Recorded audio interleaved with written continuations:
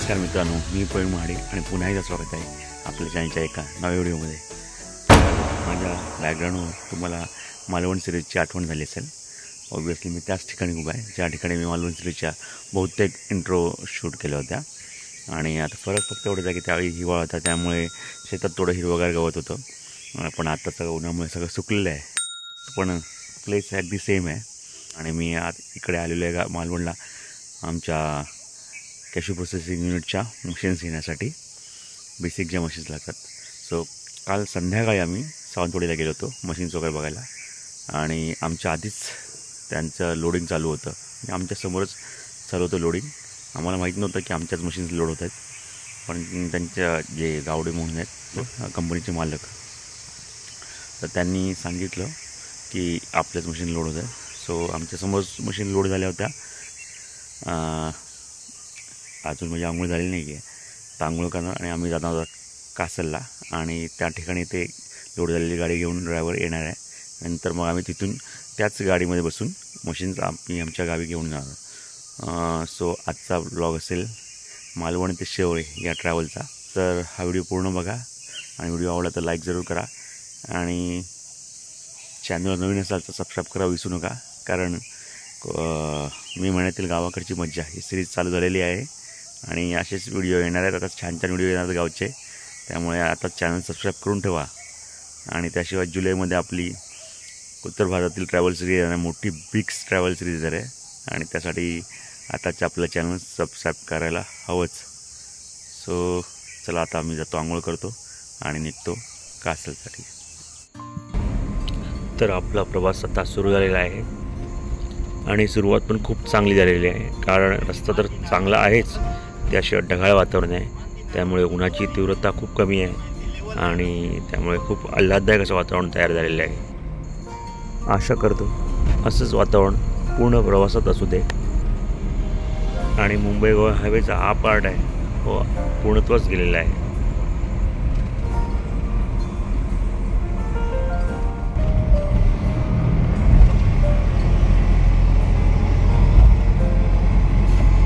कणकवली नगर पंचायत आपले सहर्ष स्वागत करत आहे। कणकवली शहरात आपण प्रवेश करत आहोत, पण ॲक्च्युअलमध्ये आपण कणकवली शहरात प्रवेश करणार नाही आहोत। कणकवली शहराच्या वर ब्रिज झालेले आहे, त्या ब्रिजवरूनच आपण कणकवली शहराला पार करणार आहोत।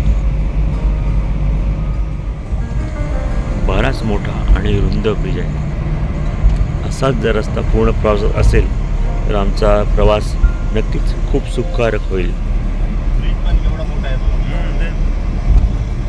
थोडं झाली असेल ना।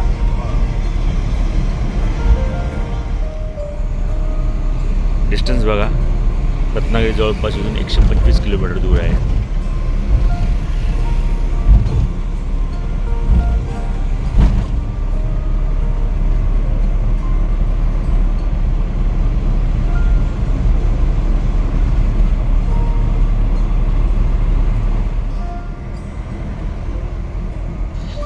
खरंच खूप आल्हाददायक वातावरण आहे, आणि आशा करतो असंच वातावरण पूर्ण प्रवासात असू दे।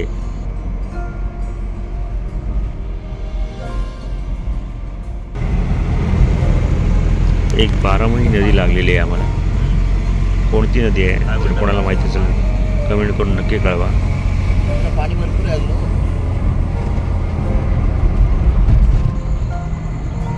राईट साईडने जो रस्ता गेला आहे तो आहे गगनबावडसाठी, म्हणजे अर्थातच कोल्हापूरसाठी।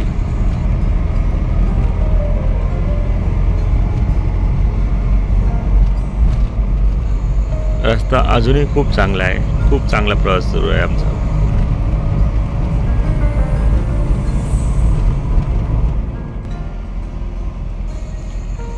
इथे रस्ता बघा, दोन्ही लेन दिसत आहेत जाण्याचे आणि येण्याचा, आणि दोन्ही काँक्रिटीकरण झालेलं आहे। खूप छान रस्ता आहे।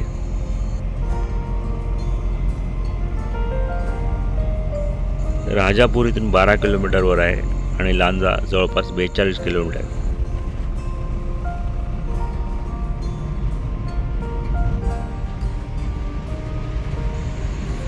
रिटर्निंग वॉल्सचंही काम खूप चांगलं झालेलं आहे, त्यामुळे पावसात भूस्खलनाचा त्रास वगैरे कमी होईल।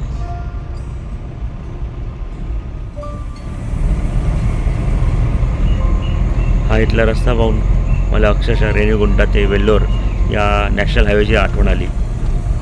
असाच सुंदर रस्ता आहे तो. 2 वर्षापूर्वी तिरुपती टूर दरम्यान मी त्या हायवेने प्रवास केला होता.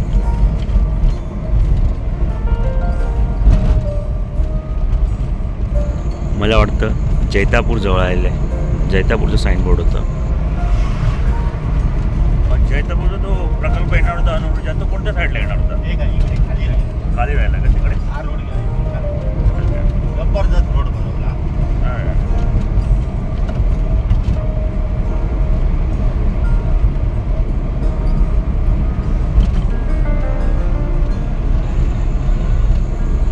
टोल प्लाझा दाखवते 1 किलोमीटरवर. पहिलाच टोल प्लाझा लागतो आम्हाला. बघूया चालू आहे की नाही. साईन बोर्ड आताच तुटलेत.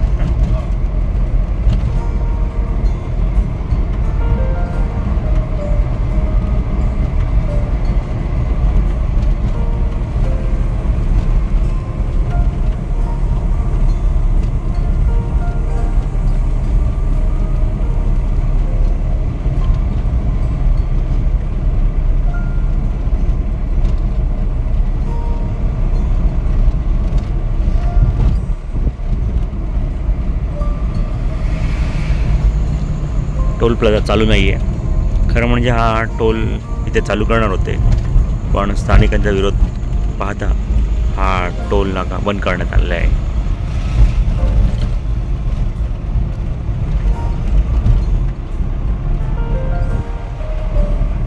लोक काहीतरी लागले होते कामाला थोडेतरी. कुठं एवढा मोठा एरिया बघलं मी.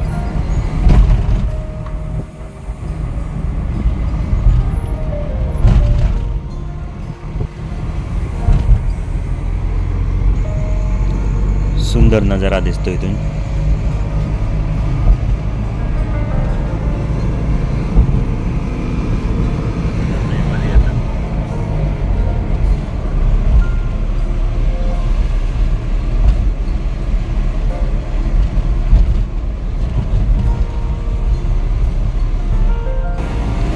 इथे ज्या प्रकारचे कॉन्क्रीटचे साईड वॉल्स बांधलेले आहेत ते पावसाळ्यात खरं म्हणजे खूप धोकादायक ठरू शकतात. कारण इथली जी लाल माती आहे ती पावसाळ्यात खचते आणि सोबत ही भिंतही खचून जाईल. त्यापेक्षा जे ट्रॅडिशनल जे ताली बांधतात डोंगरावर त्याप्रमाणे साईड वॉल्स रिटेनिंग वॉल्स करावी.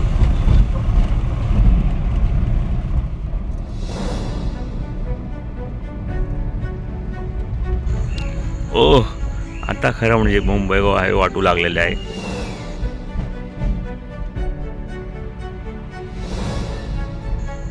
डावी बाजू अजून निर्माणाधीनच आहे.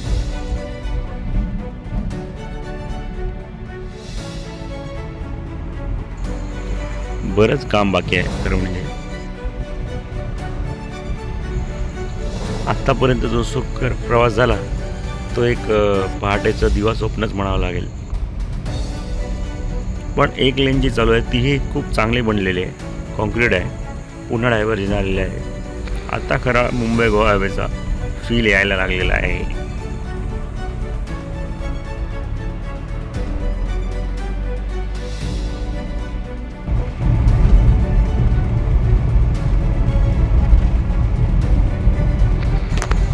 इथे पहा, आपण ज्या रस्त्यावर जातो तो मला वाटतं जुना रस्ता आहे.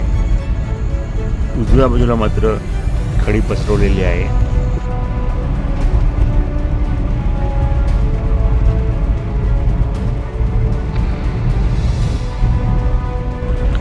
लांजा शहरात पोहोचलेलो होतो आपण. न्यू इंग्लिश स्कूल व तुकाराम पुंडलिक शेट्टे कनिष्ठ महाविद्यालय. जर कोणी व्ह्युअर्सने या कॉलेजमध्ये शिक्षण घेतलं असेल तर कमेंट करून नक्की कळवावं.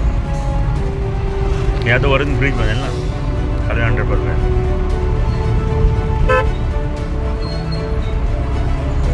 बरंच काम बाकी आहे. ज्याप्रमाणे कणकवली शहराच्या वरून ब्रिज गेलेला आहे त्याच प्रकारचा ब्रिज या ठिकाणी लांजा शहराहून जाणार आहे. पण त्याचं काम खूप बाकी आहे.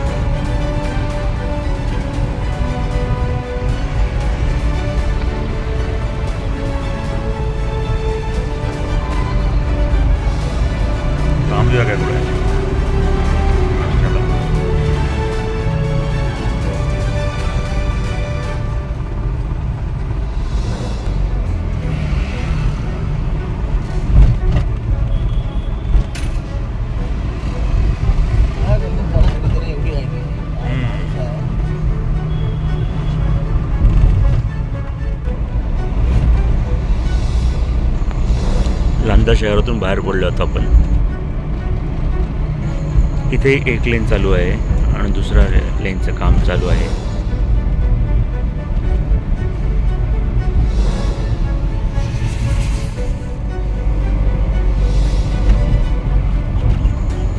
पुन्हा डायव्हर्जन.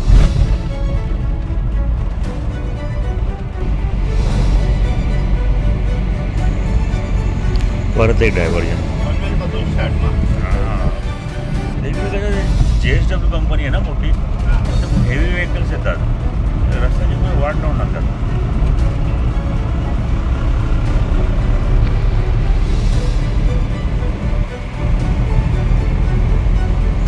मला वाटतं अंडरपास बनतो इथे.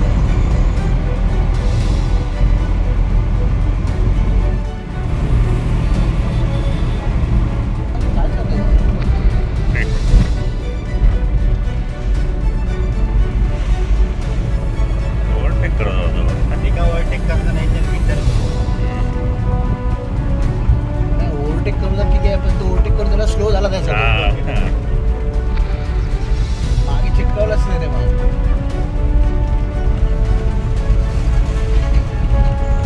रस्ता बघा वाटतो की नाही मुंबई गोवा हायवे.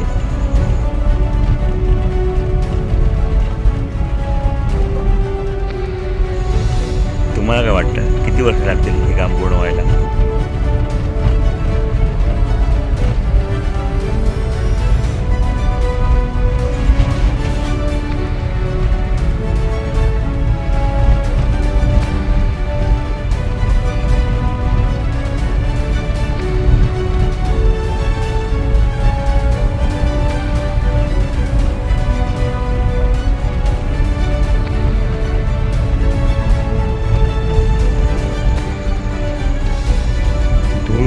म्हणून इथे रस्त्यावर पाणी मारण्यात आलेलं आहे.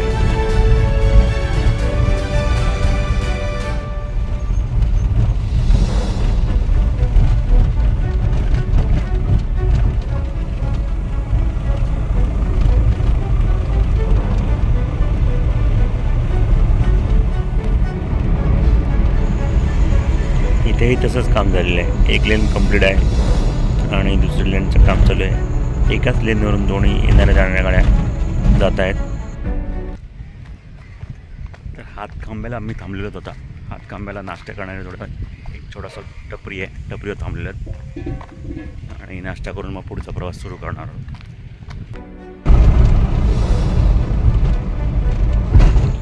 मला वाटतं इथे कामाला सुरुवातही देखील झालेली नाही आहे. डोंगरावर एखादा कुदळ किंवा फावडाही मारण्यात आलेला नाही आहे.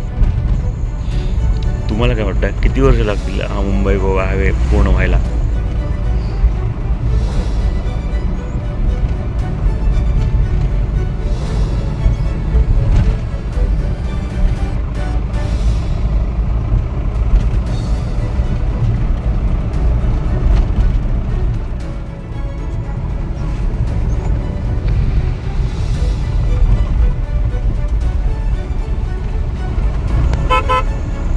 इथे धूळ उडू नये म्हणून रस्त्यावर पाणी मारण्यात येत आहे.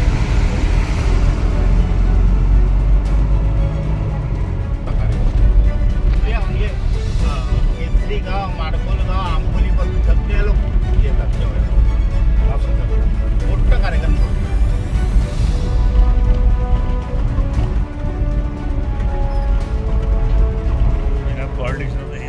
मला वाटतं दुसरा टोल नाका इथून 500 मीटर अंतरावर आहे, पण अजून टोल नाके चालू झालेले नाही आहे.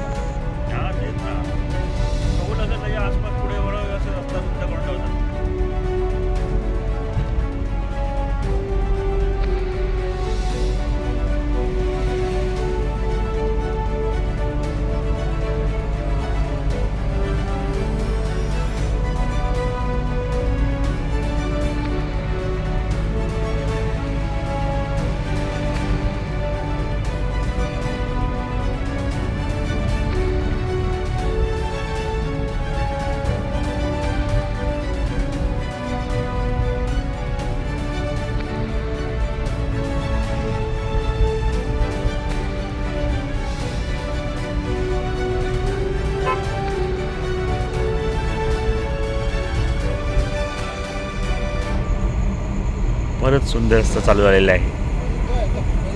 आता खरी म्हणजे प्रवासाची मजा यायला लागलेली आहे. चिपळूण शहराजवळ पोचलो आपण. शाळेची मुलं बघा.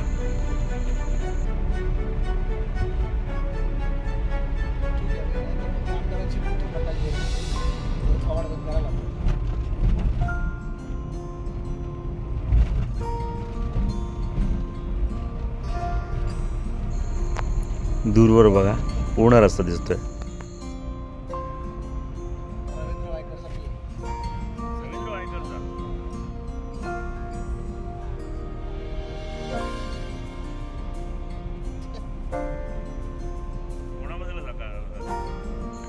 चिपळूण इथून 16 किलोमीटर आहे आणि खेड 48 किलोमीटर. आणि खेडलाच आपण हा मुंबई गोवा हायवे सोडणार आहोत.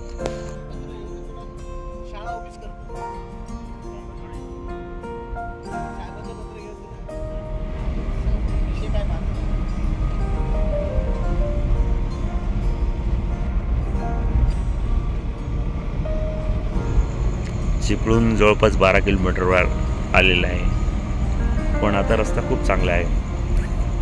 मध्ये लांजा शहराच्या पुढे मागे आसपास रस्ता खूप खराब होता. चिपळूण शहरात प्रवेश केलेला आपण. आणि हे जे पिलर्स पाहतात ते आहेत मुंबई गोवा हायवेच्या ओव्हरब्रिजचा. म्हणजे खूप काम बाकी आहे अजून.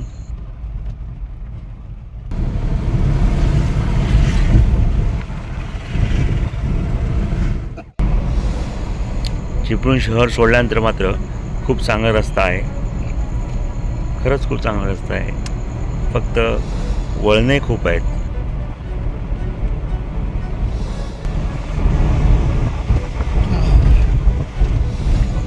परशुराम घाट आता 5 किलोमीटर आलेला आहे. आणि परशुराम घाटाची सुरुवात झालेली आहे.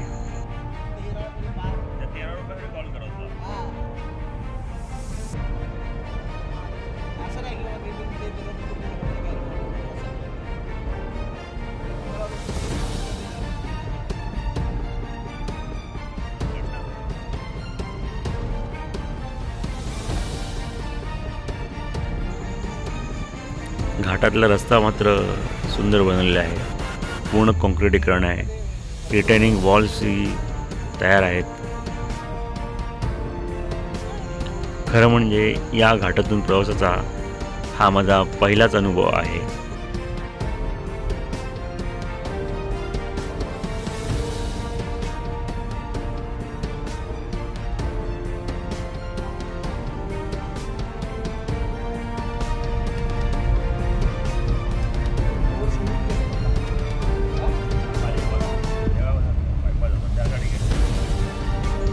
खेड आता 27 किलोमीटरवर आहे.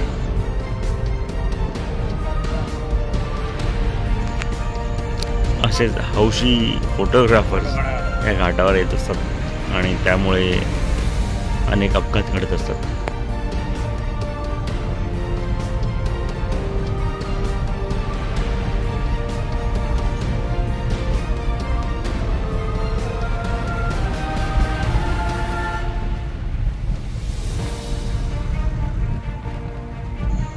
मला वाटतं हे वाशिष्ठी नदीचं बॅकवॉटर असेल. जर आपल्यापैकी कोणाला याबद्दल माहिती असेल तर नक्की मला सांगावं.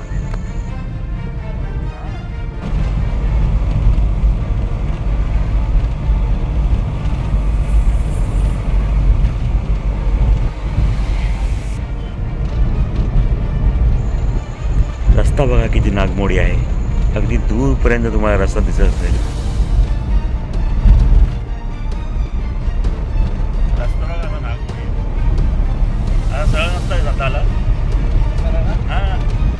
बोलतो ना मगाशी काय बोलतो तुला वाकड रस्ते काय घेत कालच जाऊन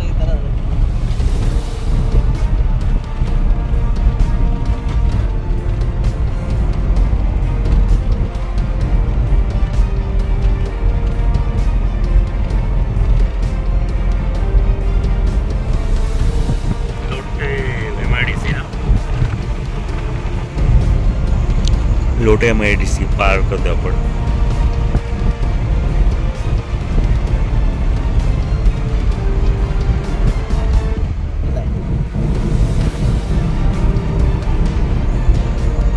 पुन्हा घाट लागलेला आहे आपल्याला.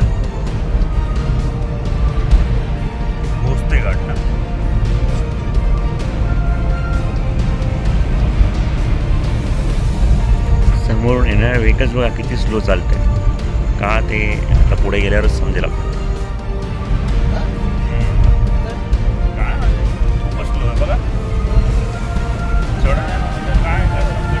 त्याच्यामुळे ना अजूनच बस लागलो पोलीस स्टेशन दिसतं.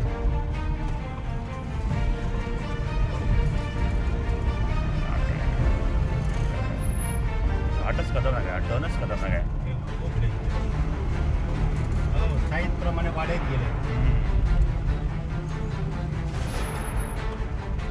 पर्याय मार्गच नाही हे करायचं दुसरं ऑप्शनच नाही, काय करू शकत नाही ते.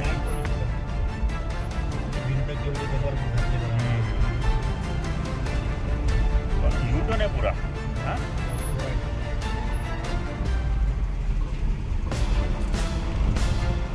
भोसले घाट ना.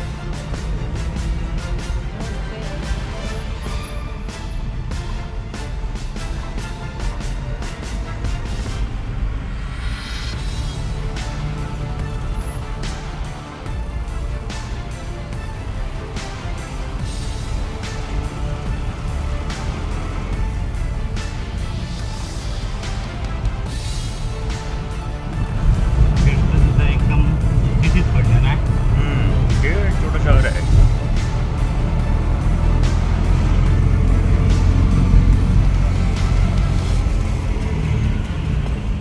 तो रोड आहे का? युटर्न घ्यायला लागणार. दापोलीला मागे जायचं. तर आपण फायनली मुंबईगाव हवे सोडलेलं आहे आणि दापोलीसाठी आता युटर्न घेणार आहोत.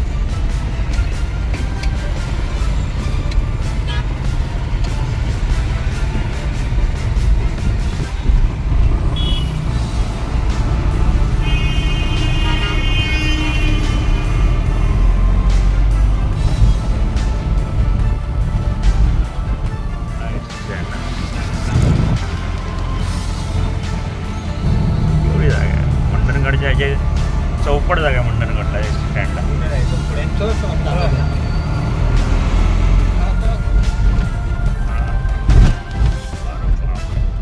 कॉम्प्युटर केलाच कसा